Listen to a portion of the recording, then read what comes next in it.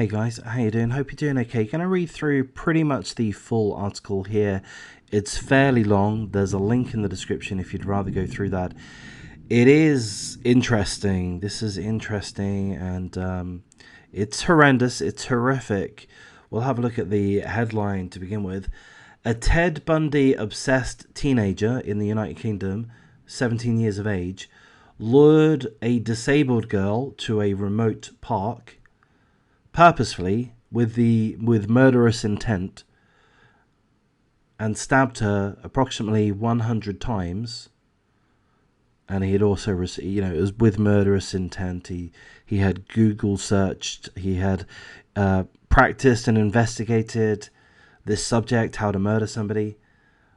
He also purposefully targeted a disabled person, presumably because of their reduced ability to fight back. He's been jailed for life with the potential for parole no less than 10 years. There's one blessing, and that is the victim survived. She required surgery. She came very, very close to dying. She was left overnight in the park. She was found in the morning, 7 a.m., bleeding from 100 stab wounds, very close to death. But thankfully, she did recover. She came out of hospital a month later, I think the article says. And this teenager that committed this heinous act, he was obsessed with the television show, I think it's a TV show, about the serial killer Ted Bundy. The Ted Bundy tapes. The article also tells us a little bit about the boys, or the 17-year-old teenager's mental health. Goes into quite a bit of a description, most of which I'll skip, other than to say he suffers from mental health, autism, and some other condition that I forget.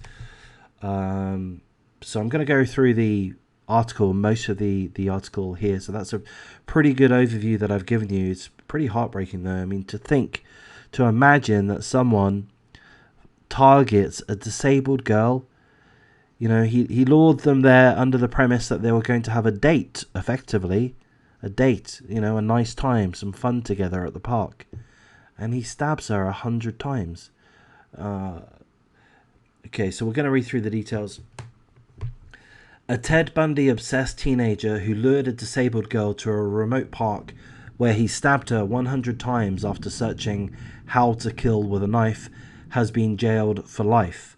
The boy, who cannot be named for legal reasons, launched his attack in a park off Highstead Road in Sittingbourne, Kent, England, in the early hours of July the 22nd, 2021. Maidstone Crown Court heard that the boy grabbed the victim around the mouth. You know what? I'll just give a trigger warning. So at this point, things are going to get detailed in regards to the attack. And it is an horrific attack. So trigger warning comes into play. Maidstone Crown Court heard how the boy grabbed the victim around the mouth before repeatedly stabbing her face, neck, chest, abdomen, arms and legs, stole her phone and threw her into a bush. Discarded her, left her to die. Miraculously, despite such extensive wounds, the girl was found alive in a critical condition by a dog walker about 7 hours later. So they met up at the park around midnight, and a dog walker thankfully found her and thankfully responded and acted, thought quick on their feet, called the emergency services. They found her in the morning, 7 a.m. A court heard the defendant's violent behaviour was partly motivated by hostility to her disability. In a cruel message 6 months earlier, the then 16-year-old boy had branded her a crippled bitch, adding that he would rather shag a dead cat. He also carried out a number of sinister internet searches in the days before his murder bid and in the immediate aftermath, which included how to kill with a knife, how to deal with killing someone, and the highest sentence for murder in the United Kingdom. After his arrest, he denied any involvement in the attack and claimed to have been with his girlfriend watching the Zac Efron movie Conversations with a Killer, the Ted Bundy tapes. So apparently this is the movie. Sorry, I said a TV series. It's not a TV series. It's a Zac Efron movie that he was obsessed with. Conversations with a Killer, the Ted Bundy tapes. The boy later pleaded guilty to attempted murder, and at Maidstone Crown Court he was told he would have to serve a minimum of 10 years before he can be considered for parole. I'll just comment on that quickly. I'm very happy that he's been given a life sentence. That's good. I like that. I appreciate that. We don't have the death penalty in England, or you guys don't. So life sentence is the best that you can hope for. But I don't like the idea of parole, potential parole at 10 years. I would not like to see this guy released after 10 years. No. You know, from several points of view, just on a justice level, that offers no justice to this victim. Stabbed 100 times, discarded in a bush to die. And of course, just on a practical level, is someone with mental illness going to transform? Will they not remain a threat to society if they were released after 10 years? I would have thought so. The court heard that the pair met up after exchanging messages over Snapchat, and the defendant even gave his victim a piggyback to the secluded spot where he told her that no one will hear us or see us. So they were going to have some fun. You know, they were playing. The prosecutor told the court that the defendant had lured her to the orchard to carry out the premeditated attack. When he met her, he intended to murder her, motivated in part by hostility towards her disability. The victim was deceived into going along with him to a secluded location in order for the attack to take place. When he stopped attacking her, she fell to the ground. He took her phone and threw it under a bush. Thereafter, he left her for dead, alone in the orchard and bleeding from in the region of 100 wounds. She heard sounds in the bushes and thought he was watching her. Then she lost consciousness, and the next thing she remembers, she was waking up in hospital. Okay, so I may have made a mistake earlier. So I said that she was thrown into a bush. Perhaps she wasn't thrown into the bush. Seemingly she was just left in the orchard. Her phone was thrown into a bush. At 7 a.m, she was found groaning in blood-soaked clothing, and the emergency services were called. She required surgical intervention and a blood transfusion at the scene before being airlifted to London's King's College Hospital. The knife wounds had caused damage to her liver, lung, pancreas and kidney, and narrowly avoided major arteries in her neck, chest and abdomen.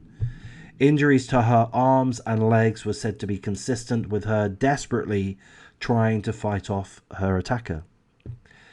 Here's a quote. Had she not received medical intervention and resuscitation when she did, it was more likely than not that the injuries would have proved fatal within a short period of time. That was a quote from the prosecutor. The teenager had to undergo further surgery at hospital, requiring multiple transfusions, and was placed in an induced coma to aid her recovery. She was discharged the following month, and, as well as the physical pain and scars she has been left with, has been diagnosed with post-traumatic stress disorder. So I'm just going to interject. I mean, obviously this is an absolutely unbelievably horrific attack. Yet I'm encouraged by the fact that she left the following month. That I would take that as a fairly quick recovery, albeit not full recovery immediately at that point. But I would take that as an encouraging sign. That gives me a little bit of hope that she will have a full recovery. Perhaps she has by this time. The court heard that her mother contacted friends on waking to find her daughter missing that morning, and even spoke to her attacker. He told her that he had been with his girlfriend and didn't know the whereabouts of her daughter. So her mother contacted this boy, this attempted murderer, and asked him if he knew where her daughter was, and he denied anything to knowing anything about her location. But he seemed defensive, and everyone would blame him. The boy was arrested that day at his home in Sittingbourne, but he chose not to answer any questions when interviewed by police. On his remand into custody, he revealed his hate for the victim, but still maintained that he was not responsible. He said he was in bed watching the Ted Bundy tapes when she was stabbed, which would not make his situation look good. Police later discovered his sinister message exchanges and online searches, as well as the victim's DNA on his blood-stained jogging bottoms and leather jacket. Just 4 days prior to the attempted murder, he had also confessed to a friend that he was at the point of going through with it. So he was discussing potentially murdering somebody with a friend. He said he had already packed his bag with a knife, hammer, and spare clothes in case he got blood on those that he was wearing, and had even thought about how to hide the body. The court heard that the defendant, who has no previous convictions, struggled with his mental health prior to the knife attack and caused his parents such concern that they had sought professional help. He's threatened to kill himself at certain points. He has been diagnosed with autism and a comorbid depressive disorder. Passing sentence, the judge said the reason the teenager had targeted a disabled and vulnerable victim unable to fight back may never be known. Here's a quote from the judge. "You engaged in a savage and brutal attack upon her. You attacked her with a knife which you had taken to the scene. I am completely satisfied that at the time of this offence and for some time before, you had a murderous intent in your head. She thought you were going out to have a laugh together." The judge also praised the victim's bravery and resilience and commended those who assisted her at the scene. Yes, very much. Again, here's a quote from the judge. "I am absolutely sure that the combination of the police officers, her guts, her desire and will to live, followed thereafter by the skills of the surgeons, saved her life. She fought for her life and she won." The judge said that the defendant had since shown signs of remorse, was engaging well in custody and benefiting from medication. So there's that article. Again, there's a link in the description. I found that pretty, I mean, I'm going to use the word interesting. It's perhaps not the best word. I mean, shockingly interesting. How disturbing that a teenager, a 17-year-old, can plan the murder, the horrific attempted murder of a young disabled girl. We don't know the full details of the disabled girl to protect their identity, but we can presume she's around the same age, I'd guess. And this scumbag, this absolute mentaloid, I shouldn't make light of mental illness, but this absolute scumbag planned a murder of a young disabled girl. He lured her to the park to have some fun, and he promptly stabbed her around 100 times. He tried to get away with it. He initially denied any knowledge of the situation. Finally, he admitted to being involved after the evidence put him in no position to be able to defend his position. They found blood on his and the victim's DNA on his jogging bottoms. He had a friend who said that they had discussed his desire to murder somebody. He did internet searches, Google searches, how to kill someone with a knife and similar. He had no choice but to plead guilty, in my opinion, and he got life imprisonment. So that's a good thing. Another blessing, the most important blessing, is that the victim has recovered. That she survived is incredible, and she has recovered. So she is suffering from PTSD. I would have thought that a GoFundMe would be appropriate in this case. I'm not aware of a GoFundMe, um, but I would think that people would want to donate to this victim. You know, she would have ongoing medical bills, medical repercussions because of this attack, and psychological as well. I would think people would want to donate. I would have thought a GoFundMe would make sense in this case. Um, However, there is this tragic story. Thankfully, the guy's been jailed, but I'm not happy with the potential for parole at 10 years. That's not good. You know, that part of it is worrying. Anyhow, I'll wrap things up here. Please remember to check out some other videos if you've liked this in any way. And if you feel a little bit down by this type of video, have a look at some more light entertainment, such as one of the friends of the channel, At the End of the Day, Bella. She does live streams for about an hour, 2 hours or so. Bit of chit chat, bit of general conversation. So if you are looking for somewhere pleasant to hang out in YouTube, do check out At the End of the Day.